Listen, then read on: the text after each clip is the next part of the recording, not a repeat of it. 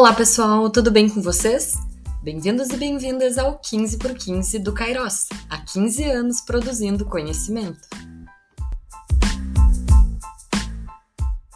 Olá, eu sou a Luísa Menezes e este é o 6º episódio do podcast 15 por 15 Kairos, há 15 anos produzindo conhecimento. Neste encontro, iremos abordar temáticas e categorias centrais para as pesquisas e estudos desenvolvidos no Kairos. Diálogos que buscam aproximar a comunidade externa de conceitos e temas relevantes para o âmbito da educação. O bate-papo de hoje será aprofundado sobre a temática pesquisa, mais ainda, pesquisa em educação com os convidados Marcos Correia e Márcios Minervini Fux. É com muita alegria que recebemos vocês. Sejam bem-vindos. Oi, gente. Bom, então, muito obrigado pelo convite.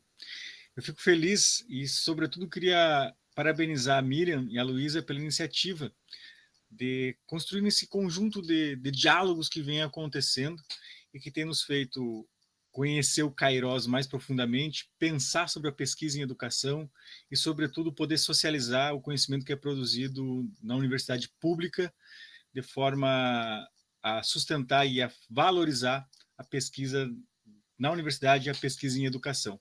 Então, era mais para agradecer o convite e também parabenizar a Miriam e a Luísa pela iniciativa de criar esse canal de diálogo aqui entre a gente. Obrigado, gurias. Bom dia, boa tarde, boa noite. Você que está em casa, a gente não sabe que horas vai assistir, então já mandamos bom dia, boa tarde, boa noite. Agradecer o convite por estar aqui. É sempre um tema muito relevante debater a pesquisa de forma geral, mas também a especificidade da educação. E até não só também para valorizar a pesquisa brasileira, que é tão atacada cotidianamente, mas também para questioná-la e ver os seus limites e aonde a gente pode avançar. Então, muito obrigado por esse desafio que está posto aqui hoje e que a gente tenha um bom diálogo. É um prazer recebê-los. Bem-vindo, Marcos. Bem-vindo, Márcios. Eu sou Miriam Alvarenga e estarei conduzindo com a Luísa o episódio de hoje. Vale lembrar que, assim como os encontros anteriores, este episódio será disponibilizado em formato de podcast no canal do YouTube do Grupo Kairos e nos agregadores de podcast. Até agosto, serão realizados 15 encontros em comemoração aos 15 anos do Kairos, uma programação especial que apresenta desde a historicidade e relevância do grupo, de diálogos sobre a iniciação científica, da contribuição da comunidade acadêmica para a docência e em outros espaços acadêmicos, até debates sobre temáticas relacionadas ao âmbito da educação, como a de hoje, pesquisa e pesquisa em educação.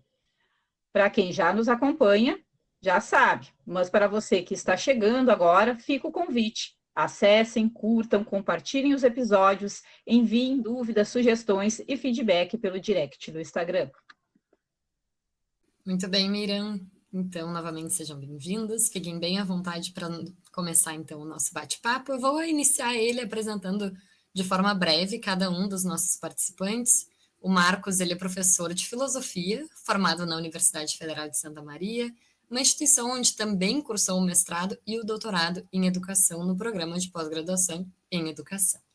Está no Kairos desde 2015 e vem desenvolvendo estudos que procuram vincular de forma mais próxima a pesquisa em educação à economia política, o que ganha centralidade pela importância que tem, dada a teoria marxista da dependência como vetor de crítica à educação no capitalismo.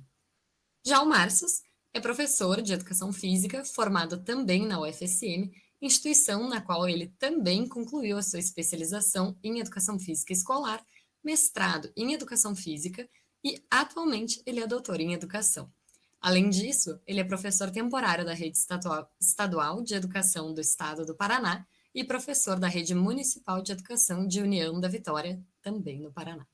Desde a sua graduação, foca os estudos em políticas educacionais e mundo do trabalho, apontando as políticas educacionais como aquelas que objetivam a formação da força de trabalho que mantém a lógica da contradição entre capital e trabalho. Estamos com uma dupla e tanto aqui, Luísa. Márcios Minervini. Então, vamos iniciar pedindo para você nos contar um pouco mais de suas vivências enquanto pesquisador, nos contar um pouco mais de você. E, é claro, a primeira pergunta está imbricada neste relato. Afinal, o que é pesquisa? Então, Primeiramente, quanto ao meu caminho acadêmico, né? Eu venho da educação física, faço todo o meu caminho até o mestrado na educação física, e a gente sempre teve uma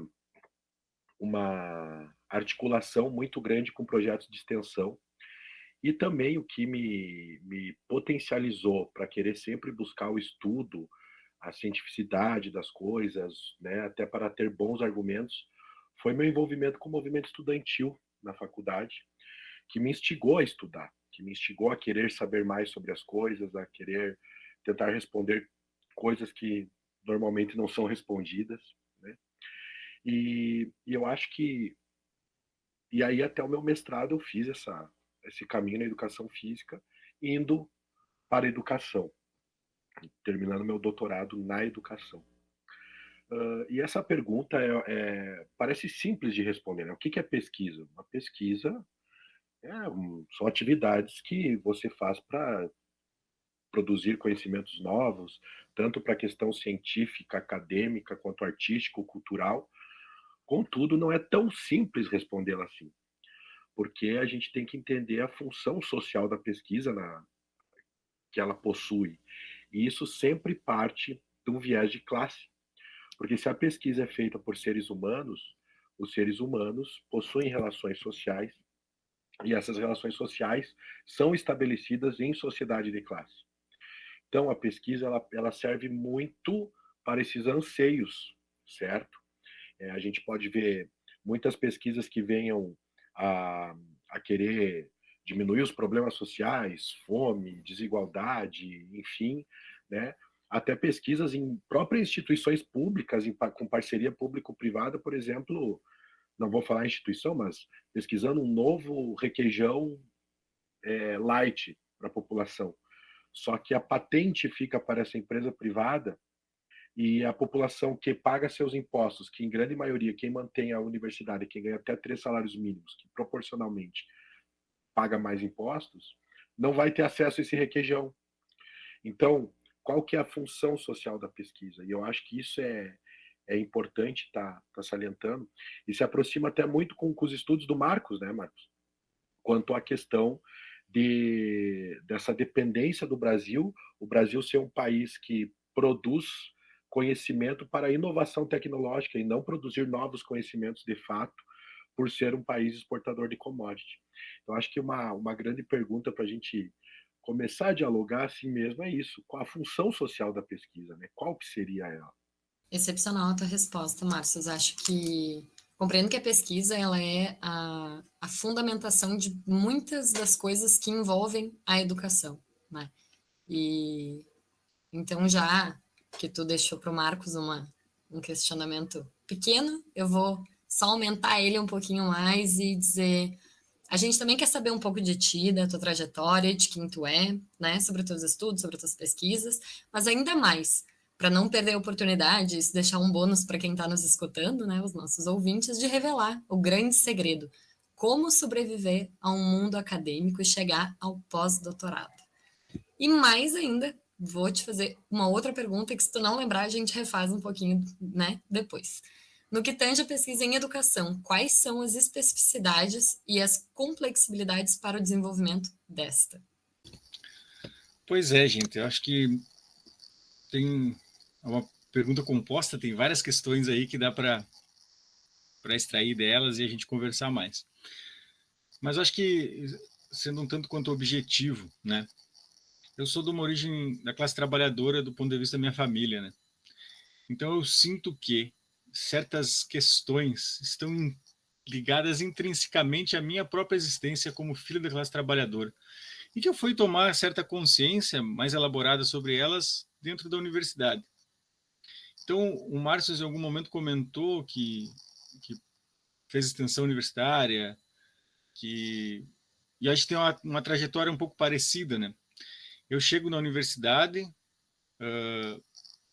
nasci no Santa Maria, pensando que, bom, eu poderia cursar um ensino superior, sou o primeiro de toda a minha família fazer um ensino superior, e eu vou para a filosofia, depois de ter feito um curso técnico em agropecuária, uma parte dele,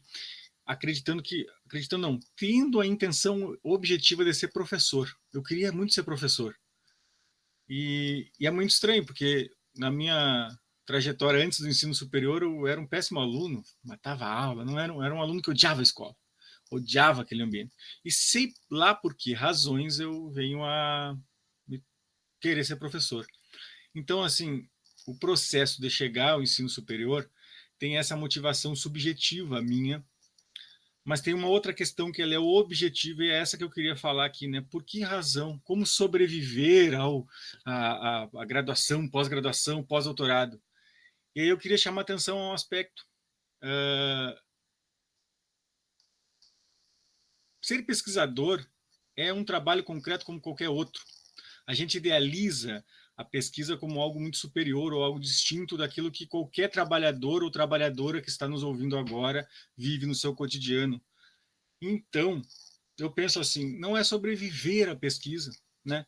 É simplesmente estar dando conta daquilo que eu preciso fazer enquanto um trabalhador, que é vender a minha força de trabalho. Me tocou fazer uma graduação, uma pós-graduação, um mestrado, depois um doutorado, para que eu conseguisse, via capital humano, ou seja, um papelzinho que dissesse que eu tenho um documento que me diferencia de um outro trabalhador para concorrer no mercado de trabalho e conseguir um emprego melhor e, obviamente, não morrer de fome.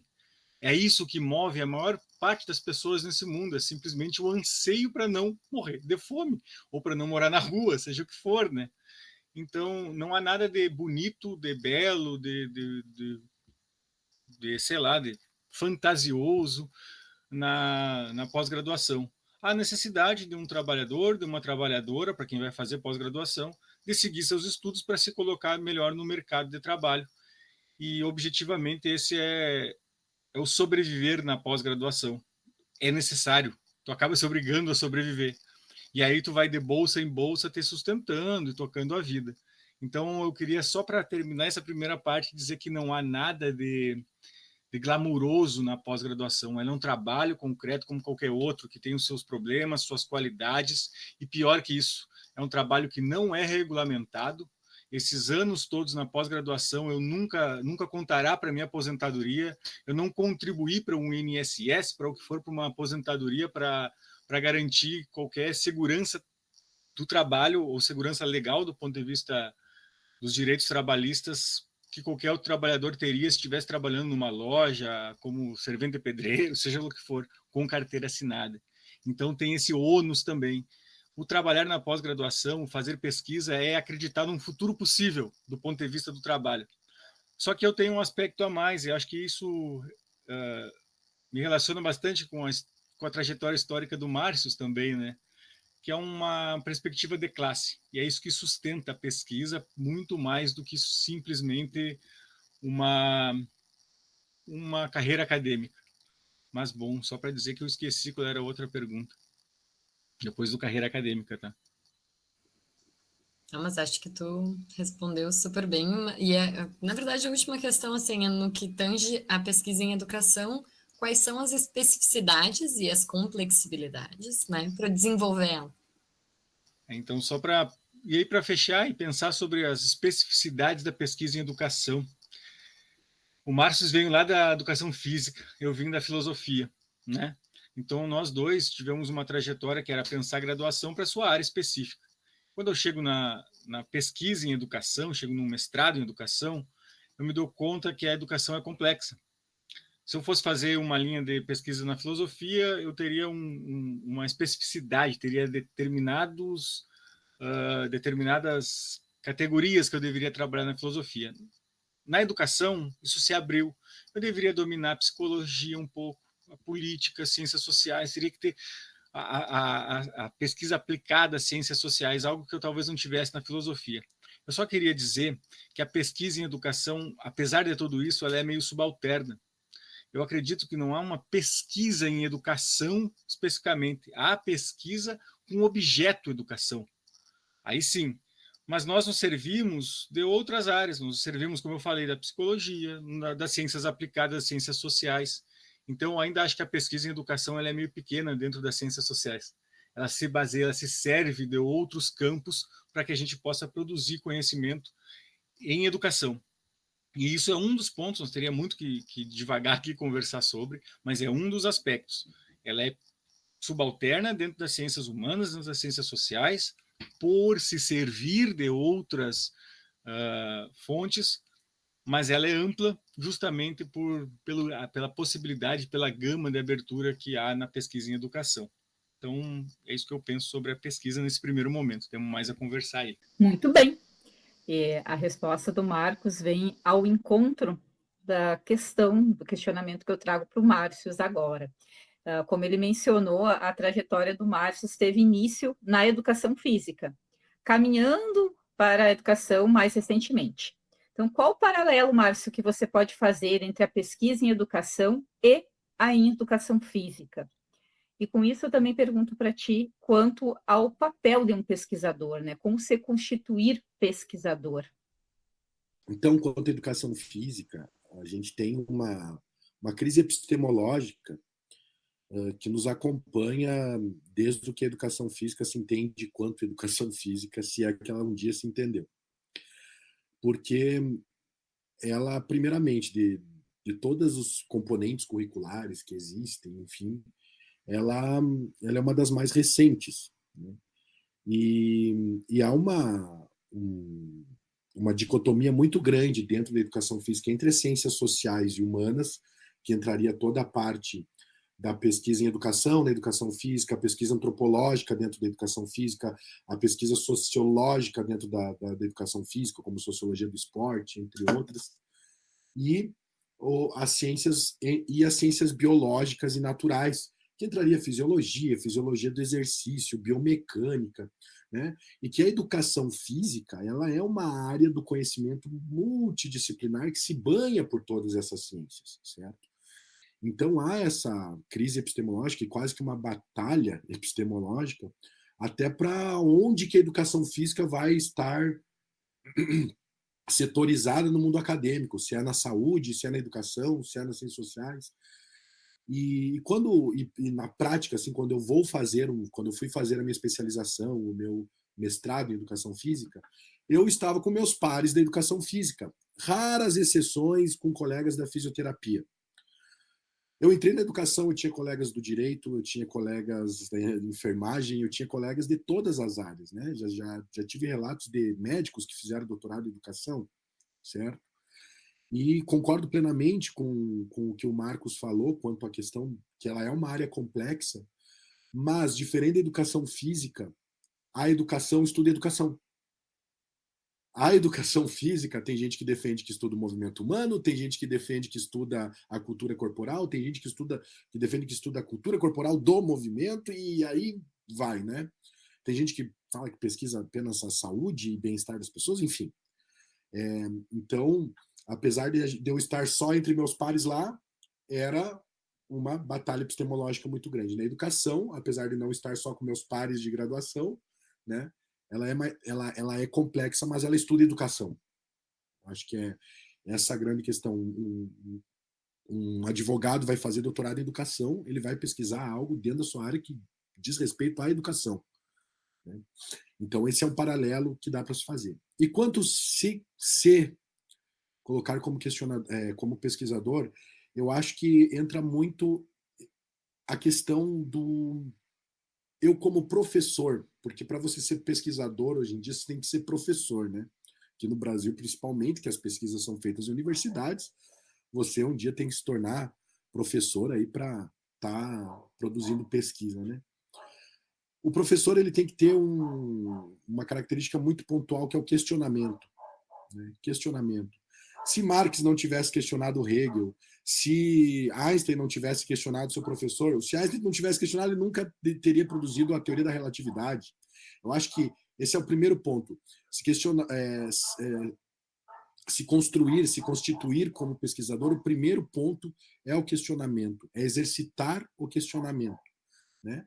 E o segundo ponto, para mim, que eu sou uma pessoa que, digamos assim, tem um pouco de desilusão com algumas questões acadêmicas, né? É a persistência e a teimosia.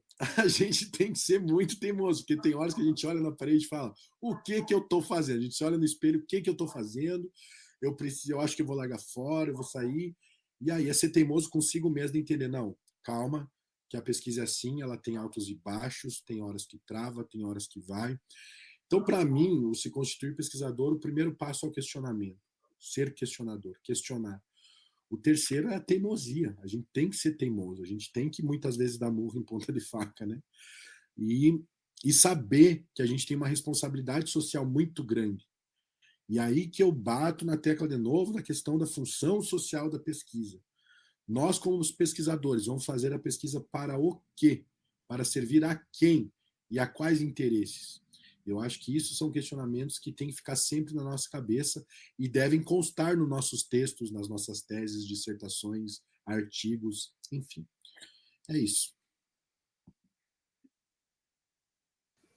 Eu entendo essa questão epistemológica porque a própria pedagogia, né, a área de formação, tanto minha quanto a da Miriam, também tem essa complexidade dessa epistemologia, mesmo que o objeto de pesquisa da pedagogia seja a educação, né? E ainda assim, por muitas vezes, existe uma incoerência ou, às vezes, um desconhecimento até voltado a esse fazer científico, vamos dizer assim, e ser meramente tratado como cuidar de criança, né? Vamos trabalhar com crianças e aquela base curricular que a gente conhece. Enfim, ao falar em pesquisa, não tem como não falar sobre ética, né? Acho que esse é um tema fundamental dentro das questões sobre a educação e o compromisso com a cientificidade, logo com a produção do conhecimento.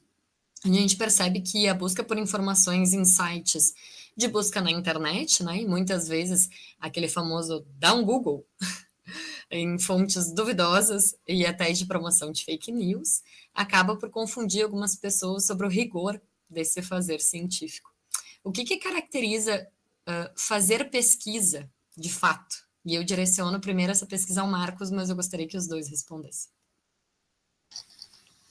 Pois é, o Márcio deixou deixou uma deixa é ruim, né? Mas que é pesquisa para quem, né? E essa é uma pergunta que a gente precisa se fazer. E não é uma pergunta, pode parecer meio ingênua, assim, pesquisa para quem? Pesquisa é para desenvolvimento da ciência, mas ela não tem nada de ingênuo. Ela tem uma profundidade que a gente precisa olhar com atenção. Mas eu, objetivamente, né, me vem assim, como que eu respondo fake news, o que é ciência e o que é ética do ponto de vista de pensar um comportamento, né? Primeira coisa que eu queria chamar a atenção, me vem em mente, né, ética, ela tem uma essência, uma origem, né, em ethos, que está ligada a comportamento, a padrão, a forma de ser. Não vou entrar em detalhes aqui, né, mas vamos pensar em comportamento. E do ponto de vista do comportamento, da essência ou de uma reprodução comportamental dessa sociedade que nós chamamos ocidental, que eu cuido ao falar em ocidental, porque a origem da sociedade ocidental, da qual a gente faz parte, apesar dos europeus e tal, não dizer que nós somos ocidentais, mas vamos dizer que todos nós somos. Ela tem uma origem que se dá pelo desenvolvimento do próprio modo de produção capitalista. Desde o mercantilismo, aquela transição entre o feudalismo até chegar ao capitalismo, se constituiu um modo de ser humano do ponto de vista ocidental. Se constituiu, portanto, uma ética humana. E do ponto de vista dessa ética humana, eu digo para vocês muito sinceramente, para quem está nos escutando agora, que eu não tenho nada a valorizar nessa trajetória histórica ocidental. Por mais que ela me constitua, pode parecer contraditório, mas eu sou parte desse processo. E é um processo que foi se constituindo como um modelo de existência pronto e acabado. E que para isso excluiu centenas de outras experiências humanas e que o próprio modo de produção capitalista não pode aceitar e precisa excluir. Então eu preciso que a gente faça dê um passo atrás ao pensar o que é ético em pesquisa, do que por razão do ser ético em pesquisa ser justamente aquilo que é desumanizar outras formas de existência humana que não se adequem ao que nós entendemos por ético do ponto de vista ocidental. E aí, só para dar um exemplo bem rápido, né? Nós desautorizamos qualquer forma de saúde, né, de tratamento para a saúde que seja baseado em chás, em tratamento de benzedeiras, seja o que for, como se fosse algo não científico. E, de fato, do ponto de vista dessa ciência ocidental, não é. Só para dar como um exemplo, né? Tem outras tantas formas que a gente, de formas de se tratar a realidade, de se compreender o mundo, de se fazer pesquisa, que não se encaixam num ethos, numa ética ocidental capitalista de organização ou melhor dizendo, de produção do conhecimento. Então, eu preciso que a gente dê um passo atrás. Nós temos pouco tempo aqui, não daria para aprofundar toda essa conversa. Mas eu penso que o ser ético em pesquisa é, obviamente, se baseia em fontes concretas, fontes sérias, não o disque-disque, mas quando eu falo em fontes sérias, eu falo em clássicos. Nós temos clássicos desde o ponto de vista da burguesia, que produziu conhecimento fantástico sobre educação, e aí me vem em mente a didática magna do Comênios, né? Como um exemplo lá ainda na burguesia revolucionária, mas há fontes históricas e nós precisamos, em pesquisa e em educação, nos voltar aos clássicos. Não nos voltar apenas à produção acadêmica. A produção acadêmica ela é momentânea, ela é fadada ao fracasso, pura e simplesmente. No meio da produção acadêmica pode surgir algo interessante, mas nós temos que voltar aos clássicos e olhar com atenção. Quando eu digo clássico, é aquilo que vem na tua cabeça aí, não sei o que vem, mas possivelmente vem algo que de fato tem uma historicidade que deve ser olhada com atenção. Olhe para isso com criticidade, entendendo que a nossa formação ocidental tem seus limites e que esse limite do ético precisa ser rompido, ele precisa ser tensionado. Por isso, para fechar o questionamento que tu fez, Luísa, eu tenho uma fonte, né, ética, para dizer, que ela é pautada na luta de classe. O meu fundamento ético como pesquisador está pautado na centralidade do trabalho e na luta de classe, entendendo como a centralidade do trabalho e a exploração do trabalho condicionam uma mentalidade que vai sendo construída desde essa formação ocidental, mas que do meu ponto de vista ético é entender como minha pesquisa, meu trabalho acadêmico, minha pesquisa, meu trabalho pedagógico, como professor que eu sou e como pesquisador que eu sou, ajuda a pensar a emancipação, não apenas da classe trabalhadora, mas da humanidade como conjunto. É óbvio que eu sozinho não vou dar conta de fazer isso, mas como a minha pesquisa, o meu trabalho pedagógico, o meu trabalho como pesquisador, contribui, que seja com uma gota, mas que seja com uma gota importante para esse processo de emancipação. Eu acho que é isso que justifica a pesquisa, do meu ponto de vista, eu acredito que do Márcio também, né, como alguém que estuda por dentro do materialismo histórico dialético, é ter a sua base ética, a sua base epistemológica fundamentada numa outra perspectiva da humanidade que não é essa toda que eu critiquei anteriormente, falando desde o ponto de vista da formação capitalista ocidental, que é o que nós temos como vigência para todas as pesquisas que acontecem nessa academia que a gente está dentro, né? Então era um pouco isso, talvez um tema bastante complexo, mas dentro do possível são essas as palavras que eu posso nesse momento passar aqui para a gente ir conversando mais à frente também. Só para complementar, eu acho, Marcos, essa questão dos clássicos eu acho muito importante, né? Porque muitas vezes isso é a própria lógica da academia, que te cobre que cite fontes mais atuais, que te cobre que, né? E muitas vezes você pega um artigo recém-publicado, sei lá, publicaram ontem um artigo que faz uma crítica a Adam Smith, por exemplo. Vou pegar um marxista foi lá e fez uma crítica a Adam Smith, para nós não ficar falando só o outro lado, né? E a pessoa pega aquilo ali como verdade. E como a gente falou, a ciência, ela não é ingênua. E ela tem questões importantes a serem questionadas. Aí que vem a questão do questionamento, né, eu também tenho ponderações quanto ao termo de ética dentro da pesquisa. Eu acho que o Marcos problematizou um pouco, mas eu acho que isso seria um tema para um outro podcast, para ficar 3 horas falando. Mas é exatamente isso. O meu ser pesquisador tem que partir desse questionamento. E muitas vezes eu posso ser fã de um autor. Vou falar por mim, eu sou fã do Ricardo Antunes. Estudo Mundo do Trabalho, estudo o Ricardo Antunes desde o meu 2º semestre da educação física. Estudo o Ricardo Antunes. E na minha tese de doutorado tem críticas a alguns termos dele, né? Que ao meu ver, né? Por exemplo, classe que vive do trabalho, ele querendo falar da classe trabalhadora. Já tem um termo que fala que é classe trabalhadora, entende? E que está lá nas fontes clássicas, que desenvolveram todo o conhecimento para o próprio Ricardo Antunes desenvolver o que ele desenvolve. Então, se eu pegasse só o Ricardo Antunes como verdade e não questionasse, eu nunca ia chegar a apontamentos de críticas para muitas vezes tentar avançar em determinadas questões. Não que eu tenha avançado mais que o Ricardo Antunes, não é isso. Mas para avançarmos, a gente precisa questionar. Então, a pessoa lê o artigo do Adam Smith que veio ontem, cita como verdade no seu outro artigo que vai sair amanhã, e ninguém vai lá ler o Adam Smith. A pessoa lê um artigo fazendo uma crítica a Marx, pautada em Adam Smith, a partir do Adam Smith, Marx está equivocado, né? Daí faço a leitura que o Marx estava equivocado aqui na sua crítica ao autor, e as pessoas não leem nem o Marx nem o Adam Smith, né? Então, mas um pouco também essa loucura e aí que eu digo a função social da pesquisa hoje, ela está muito pautada numa produção em larga escala, em alta velocidade, que você precisa estar produzindo, e não dá o tempo necessário de maturação das pesquisas para que elas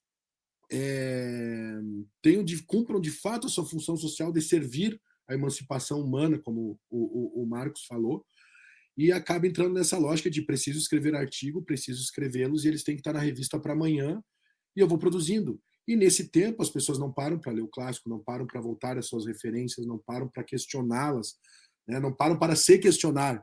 Esses tempos eu demorei 2 anos para receber a resposta de um artigo, e ainda bem que veio com a negativa, porque nem eu mais concordava com o que tinha escrito, né? Então acho que isso é importante também a gente parar para pensar que a própria lógica acadêmica, nessa lógica produtivista, que é uma lógica do capital, implementada no meio acadêmico, porque o meio acadêmico não está fora dessa sociedade, ele não está numa bolha, ele faz parte dela, também potencializa tudo ali o que o Marx falou e que eu concordo, né? E assino embaixo, assim. Então, é importante pensar sobre isso também, nessa questão da função social da pesquisa, né? Hoje é uma grande fábrica de produzir artigos, né? E que muitas vezes, para chegar na escola, chega o livro. Então a gente tem que parar para pensar sobre isso. É interessante, né? E para encerrar esse bloco, então, nada melhor que uma citação de Saviani. O clássico não se confunde com o tradicional e também não se opõe necessariamente ao moderno, e muito menos ao atual. O clássico é aquilo que se firmou como fundamental, como essencial. Pode, pois, constituir-se num critério útil para a seleção dos conteúdos do trabalho pedagógico.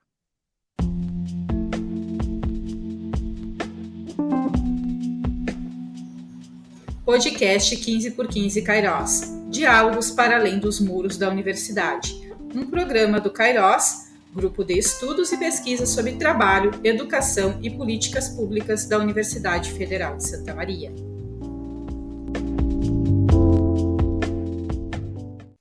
Para a ciência, especialmente para os pesquisadores em educação, no qual vivenciamos e enfrentamos uma série de desafios históricos e outros emergentes, Marcos, quais são as perspectivas e o que esperar e o que esperançar?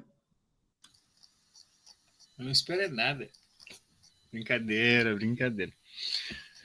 Eu acho que esperançar é algo importante, no sentido de a gente conseguir ter um movimento de não ficar esperando, mas de se mover à mudança e a algo melhor, né? É para isso que se move, e acho que o esperançar vem bem na tua pergunta, Miriam. E aí, pensando no que esperançar da pesquisa em educação. Eu vou falar um pouco da minha experiência e, ao mesmo tempo, com uma certa leitura sobre o que eu tenho percebido, daquilo que eu faço como um pesquisador em educação, inserido, inclusive como vocês, como tu, Miriam, mesmo, e como a Luísa, e obviamente o Márcio já está há um pouco mais de tempo na pesquisa em educação, mas é o que nós estamos fazendo. O que me chama a atenção? Nós temos uma tradição em pesquisa em educação no Brasil muito recente.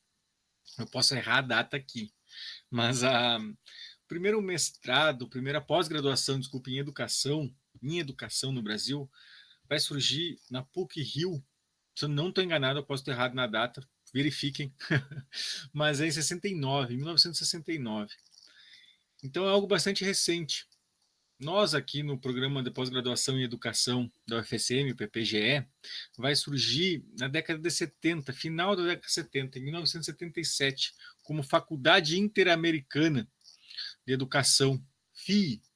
E essa Faculdade Interamericana de Educação, por incrível que pareça, gente, foi financiada, ou foi melhor, organizada pela OEA, Organização dos Estados Americanos, portanto com um viés bastante imperialista e anticomunista nos anos 70. Vocês imaginem, corria no mundo o anticomunismo, né? A Guerra Fria, entre aspas. Mas tudo bem. Por que eu estou dizendo isso, né? Porque a nossa pesquisa em educação ela vai começar a ganhar corpo e sustentação e andar com as suas próprias pernas, vamos dizer assim, nos anos 80 em diante.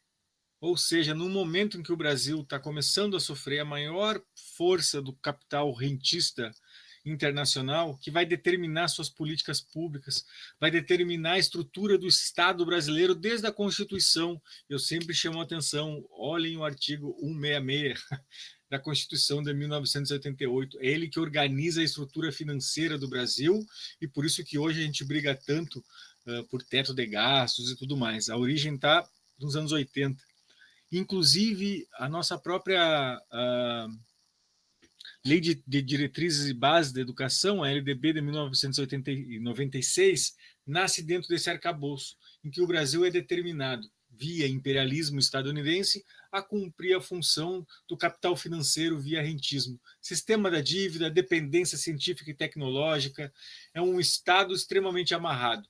Estou falando tudo isso porque eu tenho como uma esperança para vocês, pesquisadoras recentes que estão entrando, terminando um curso de graduação, e para nós, Márcios, que ainda estamos aí firme, lutando, que nós tenhamos, e para quem está nos escutando também, né, independente de onde estiver, que nós tenhamos a capacidade de compreender de forma muito objetiva a nossa dependência econômica, científica, tecnológica, e possamos por aí esperançar, na verdade, uma autonomia científica para pensar, inclusive, a pedagogia que serve ao Brasil. Isso parece algo datado. Isso se pensava nos anos 60, isso era coisa lá dos freirianos. Não, nós ainda precisamos construir uma pedagogia para o Brasil. Uma pedagogia não só para o Brasil, mas para os países dependentes autônomos. E isso não vai se dar pela via do imperialismo, como eu falava antes, pela via de uma ética pautada na forma mercadoria. Isso vai se dar por nós, vocês que estão nos ouvindo, conseguirem construir uma pedagogia e uma pesquisa em educação que se paute para superar a forma mercadoria, mas para pensar de fato a formação humana. Nós, enquanto gente, o que nós precisamos para ser um pouco mais feliz nesse mundo e nessa vida que é tão curta e tão frágil, né? Então, assim, de fato, eu gostaria, e é isso que eu tenho lutado aí de forma mais pragmática, a que nós vinculemos a pesquisa em educação à economia política. A educação formal tem por centralidade formar força de trabalho. Como eu falei no início, eu vou para a pós-graduação porque eu quero qualificar melhor a minha força de trabalho, só por isso. Objetivamente é isso. E eu preciso entender como que se qualifica a força de trabalho numa perspectiva que se paute em pensar a educação e, obviamente, a economia política. Eu esperanço, não sei se esse é o termo correto, mas eu tenho como esperança que nós consigamos estudar de forma mais objetiva as demandas por formação de força de trabalho, muito mais do que ficar idealizando formas de pedagogia, formas de didática, ou o que é melhor para formar uma criança de tal e tal idade, ou seja lá o que for, é que nós entendamos os limites da educação formal, os limites das políticas públicas educacionais dentro da reprodução do capital. E com isso que a gente consiga indicar, do ponto de vista teórico, os melhores caminhos para a superação de todos os males que a gente conhece do ponto de vista da reprodução a que está submetida a educação e, obviamente, a nossa formação, a nossa pesquisa. Então, para fechar mesmo, eu tenho como uma esperança profunda que a gente tome consciência clara dos limites da educação dentro da reprodução do próprio capital e consiga, com isso, criar uma perspectiva crítica que alimente as classes trabalhadoras, da qual você que está me ouvindo e eu que estou aqui faço parte. Não imagine que um burguês vai parar para ouvir essa conversa, né? Eu estou falando para nós, classe trabalhadora. Então, que a gente tenha, eu tenho, né, como esperança que nós consigamos aí articular de forma mais objetiva a economia política e a pesquisa em educação. Eu acho que é isso que às vezes nos falta, e é isso que eu, como pesquisador, tenho tentado fazer dentro das minhas possibilidades para reforçar esse esperançar tão necessário, né, para a gente não se sentir triste ao longo do caminho. Mas acho que era por aí, mais ou menos, que eu tenho pensado. Enfim, vamos encerrar esse bloco com uma pergunta diretamente ao Márcio, que é: como que a pesquisa contribui, da forma que, né, as tuas pesquisas e o teu conhecimento pode responder, para a formulação das políticas educacionais? Como que é a experiência de estar pesquisando a educação e atuando na educação básica concomitantemente? Acho que sobre a primeira, né, se entender que a pesquisa, principalmente a pesquisa em educação, ela é realizada, né, no Brasil, principalmente numa universidade, que ela é um braço do Estado, ela faz parte da estrutura estatal, e o Estado, dentro de uma luta de classe, serve aos interesses de uma classe dominante. As políticas públicas vão para serem formuladas, o Estado vai se utilizar dessas pesquisas para, ou deveria se utilizar dessas pesquisas, para produzi-las e, a partir desta pesquisa, implementar na educação, certo? Inclusive, se investe para isso. Só que, recentemente, por exemplo, se pegar... não foi um assunto específico da minha tese, mas tratou um pouco sobre a reforma do ensino médio agora, que tem muitos setores que, inclusive, estão pedindo a revogação da mesma. Essa reforma do ensino médio, que é uma política educacional, né, ela não está baseada em nenhum estudo científico. Ela não está baseada em nenhum estudo científico. Ou seja, a produção acadêmica não contribuiu para esta formulação da reforma do ensino médio, né? Mas, ao mesmo tempo, se teve outras que contribuíram, mas que acabou entrando estando acima os interesses dos empresariais no Brasil. Por exemplo, a BNCC. A BNCC se pautou de alguns estudos feitos na academia, mas que está predominantemente pautada com interesses do grande empresariado, que foi quem bancou essa base nacional comum curricular, não bancou com dinheiro, mas bancou com a vontade de que ela fosse feita, né? Que inicia lá no governo Dilma e depois segue, né, para frente. Né? Seguiu com o governo Temer, seguiu com o governo Bolsonaro. Esses setores empresariados de formar uma força de trabalho, né, que tenha o mínimo de conhecimento possível para apenas trabalhar, né? Hoje em dia, com todas essas questões de plataformas digitais, né, do empreendedorismo, do trabalhador, você trabalhar para si próprio, mas no fim você está trabalhando para um aplicativo, enfim, esses interesses acabaram se sobressaindo. Então, teoricamente, dentro de uma estrutura estatal, que esse Estado serve a uma política econômica, e a política econômica ela é baseada na produção de valor por um trabalho, por um trabalhador, e esse trabalhador é a força de trabalho que o Estado forma com as instituições, e muitas vezes não só nas políticas educacionais para as instituições públicas, mas para as privadas também, que elas acabam tendo que seguir também essas orientações, certo? Mas, teoricamente, a universidade, como um ente do Estado, né, deveria, né, acabando produzindo a pesquisa e o Estado utilizando para produzir essas políticas, né? Só que, recentemente, a gente teve essa experiência com a reforma do ensino médio, né, que não tem um embasamento científico.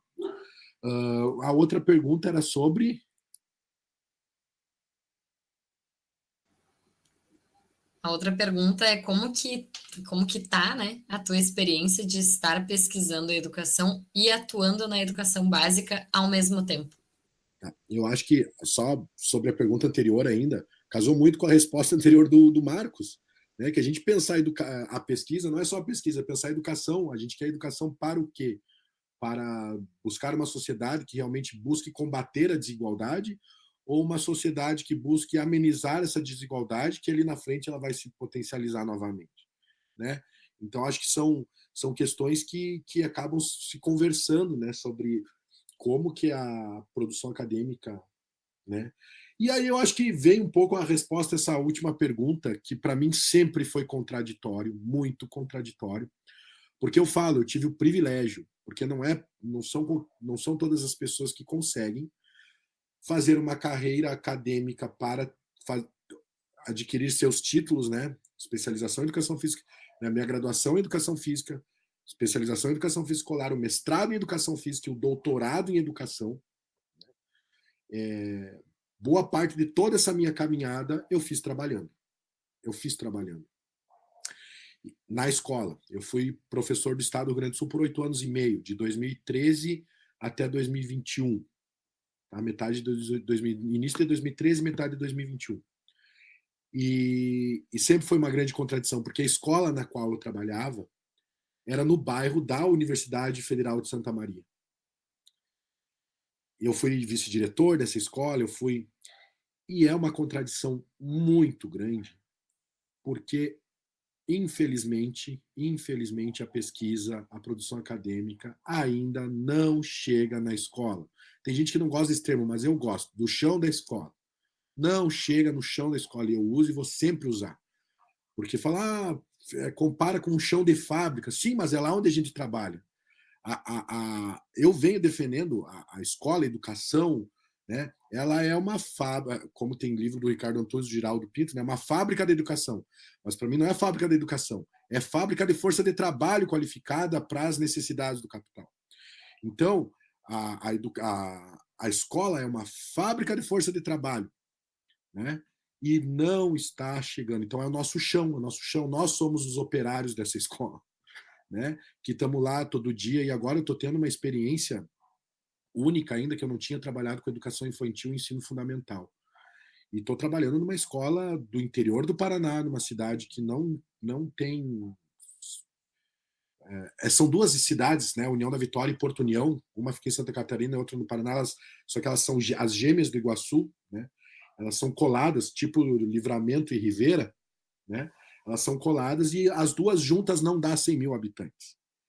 E eu estou numa escola no interior do Brasil, na periferia, porque na entrada da cidade, para ter uma ideia, tem uma fábrica de café no outro lado da rua, que quando a gente está dando aula, quando eles torram café, a fumaça vai toda para a escola, né? Num espaço alugado de padres, né? Que o município coloca, com crianças extremamente carentes. Onde já teve mudanças de proposta pedagógica e não se tem material humano suficiente ainda, não se tem ainda a estrutura para fazer uma educação integral, enfim.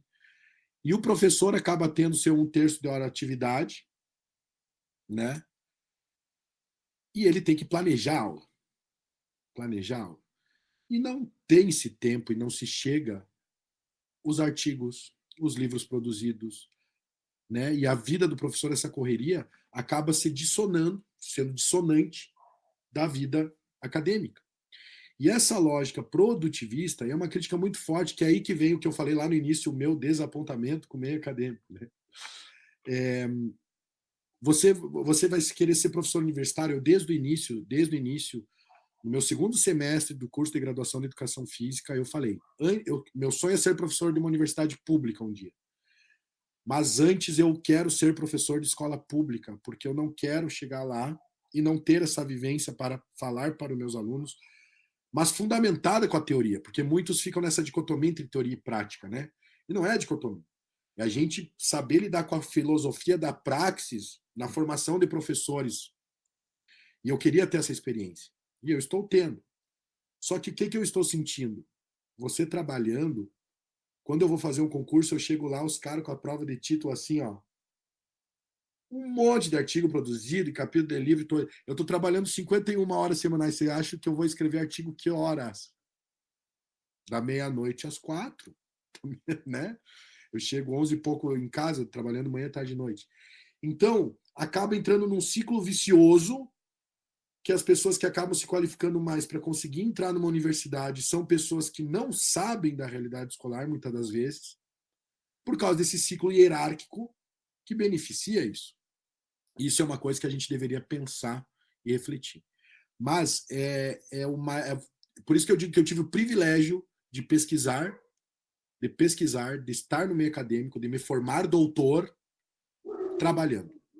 Poucos têm esse privilégio, mas é um privilégio árduo, que dói e é difícil, porque além disso eu ainda fiz sem bolsa, né? cabe pautar isso. Então, isso aí é importante, porque realmente a escola que eu trabalhava era praticamente do lado da UFSM e pouquíssimas coisas chegavam até lá do que a gente estudava, do que a gente pensava. Mas é isso. Pode falar aí, Marcos. Não, eu vou falar porque é o privilégio da servidão, como tu comenta em razão do texto do teu apreço pelo Ricardo Antunes, né, autor importante, mas é o privilégio, que é um título de um livro dele, né, o privilégio da servidão. E é isso. Eu só vou pegar uma deixa do que o Márcio falou para chamar atenção a um aspecto. E o Márcio falou de forma crítica, ele não falou corroborando com o tema, que é uma certa dicotomia entre prática e teoria. O fato de um sujeito conseguir se deslocar e ficar um tempo fazendo teoria, né, pesquisa em educação, é, na verdade, uma expressão da alienação do trabalho, né? Então, assim, quando alguém, para vocês, em algum momento falar, mas o curso tal, ele é muito prático e não é teórico. Não, o curso, ele expressa uma realidade objetiva. Então, eu queria chamar a atenção que a universidade, como ela é organizada, ela tem a função de nos alienar em relação à nossa realidade objetiva. E eu falo do alto de um pós-doutorando, que é um sujeito alienado da realidade objetiva da qual ele está inserido. Então, Márcios, infelizmente, tu teve o privilégio da servidão, de estar nos dois mundos. Porque o processo é, de fato, nos afastar desses mundos e fazer parecer aquilo que eu falava lá no início, que o Marcos ou o Márcio ou você que está nos ouvindo, que é mestrando, doutorando ou doutorando, que recebe uma bolsa, está separado da classe trabalhadora, está fazendo outra coisa, enquanto, na verdade, está apenas incrementando a sua força de trabalho para poder concorrer no mercado com um documento que nos diferencie dos demais, o mestrado, ou doutorado, ou pós-doutorado. Eu quero chamar atenção a isso, porque no fundo é muito triste a coisa. A gente acaba brigando, né? Brigando novamente intraclasse, né? Mas eu queria só reforçar isso que o Márcio trouxe, né? É uma história fantástica isso, de conseguir se perceber enquanto alguém que é professor da educação básica, que está na pós-graduação, que vive os limites da pós-graduação. Então, há a contradição nesse processo de formação, que é, apesar dos pesares, a consciência de classe no meio desse processo, né, Márcio? A consciência de se perceber enquanto alguém que se forma, alguém que está tentando estudar, gerando, então, Márcio, um processo de capital humano, né? É o capital humano que está subsidiando essa nossa conversa aqui, de certa forma. E que nós temos que pensar essa distinção entre, então, bom, afinal de contas, prática e teoria, elas estão juntas o tempo inteiro. Então é preciso pensar do ponto de vista da praxis, né? Do que nos forma, do que nos determina. E era essa questão que eu queria chamar a atenção, porque veio muito na fala do Márcio, né? Eu estava trabalhando e aí teorizando, e parecia que as duas coisas eram distintas. Eu via um mundo concreto, a realidade, o chão da escola e aquilo que eu via só para fechar, então, aquilo que eu via na universidade. E eu quero dizer que isso não é por acaso. Isso é necessário, né, Márcio? Mas só para complementar isso aí, exatamente. Eu vivi o trabalho alienado como um professor, o trabalho alienado como um pesquisador. E essa que foi uma grande contradição, né? Foi uma grande contradição que que é até bom compartilhar para a gente poder realmente fazer essas problematizações e refletir sobre. E este foi o 6º episódio do podcast 15 por 15 Kairos. Hoje, dialogamos um pouco sobre a pesquisa e a pesquisa em educação, um bate-papo com os convidados Marcos Corrêa e Márcio Minervini Fux. Aos nossos ouvintes, fica o nosso muito obrigada e aguardamos vocês no nosso próximo podcast no dia 20 de abril, no qual iremos conversar sobre o tema políticas públicas, com certeza voltadas à educação. Nosso tempo é limitado e é claro que essa temática, pela sua complexibilidade, não se esgota aqui. Mas esperamos ter proporcionado aos nossos ouvintes reflexões e mobilizações sobre o fazer científico. E certamente teremos outros espaços para promover e ampliar esses diálogos.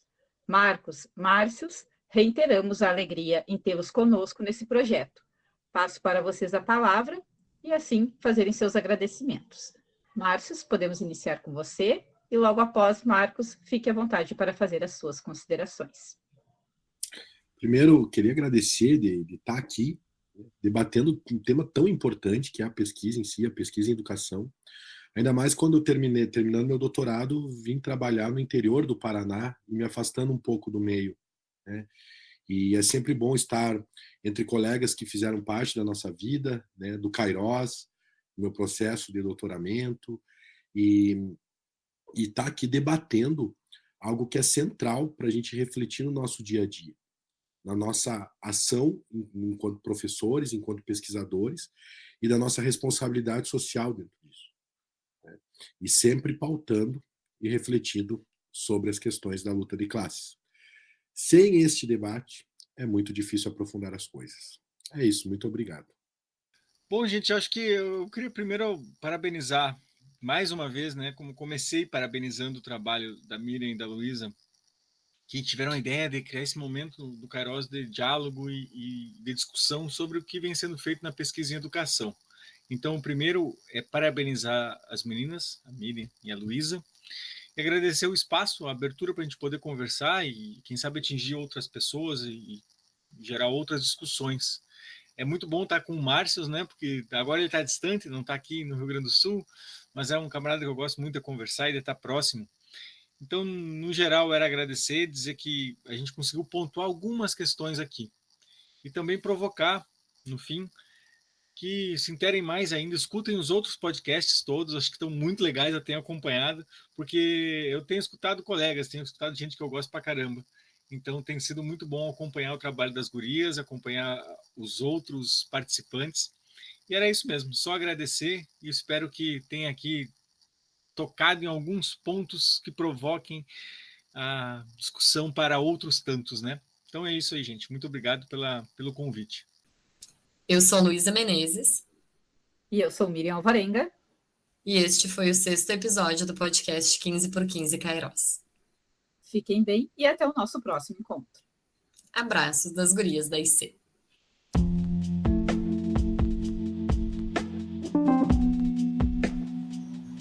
Podcast 15 por 15 Kairos. Diálogos para além dos muros da universidade. Um programa do Kairos, Grupo de Estudos e Pesquisas sobre Trabalho, Educação e Políticas Públicas da Universidade Federal de Santa Maria. Inscreva-se no nosso canal do YouTube, ative o sininho para receber as notificações, nos sigam no Instagram, deixem comentários, perguntas no nosso direct e acompanhem o podcast 15 por 15 Kairos para ficarem por dentro de toda a programação dos 15 anos